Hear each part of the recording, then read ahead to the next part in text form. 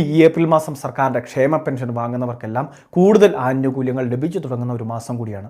കുടിശ്ശികയായിട്ടുള്ള 3 ഗഡുക്കൾ 4800 രൂപയിൽ പരമാവധി 2 ഗഡുക്കൾ വരെ ഈ ഏപ്രിൽ മാസം എത്തിച്ചേരാം. ഏപ്രിൽ 14 വിഷു, ഏപ്രിൽ 20 ഈസ്റ്റർ, വിശേഷ ദിവസങ്ങൾക്ക് മുൻപ് തന്നെ ആനുകൂല്യങ്ങൾ എത്തിക്കുന്ന ഒരു പതിവ് രീതിയും സർക്കാർ സ്വീകരിക്കുന്നുണ്ട്. അതുകൊണ്ട് തന്നെ ഈ മാസവും നമുക്ക് ആനുകൂല്യം വളരെ വേഗത്തിൽ ലഭിക്കാൻ സാധ്യതയുണ്ട്. അതും 1 ഗഡുവായിരിക്കില്ല, 2 ഗഡുക്കൾ 3200 രൂപ വരെ ലഭിക്കാനാണ് സാധ്യതയുള്ളത്. സംസ്ഥാനത്തെ പെൻഷൻ വാങ്ങുന്ന എല്ലാവർക്കും 62 ലക്ഷത്തിന് മുകളിൽ വരുന്ന ആളുകൾ ക്ഷേമ പെൻഷൻ യോഗ്യത നേടിയിട്ടുള്ളവരാണ്. അവർക്കെല്ലാം തന്നെ ഈ ആനുകൂല്യത്തിനും അർഹതയുണ്ടായിരിക്കും. നിലവിൽ ഇപ്പോൾ മസ്റ്ററിങ്ങോ അല്ലെങ്കിൽ വരുമാന സർട്ടിഫിക്കറ്റ് സമർപ്പണം പോലുള്ള വിവിധ കാര്യങ്ങളും നടത്തുന്നില്ല. അതുകൊണ്ട് തന്നെ സാധാരണഗതിയിൽ ഏപ്രിൽ ആരംഭിക്കേണ്ട വിവിധ കാര്യങ്ങളാണിത്.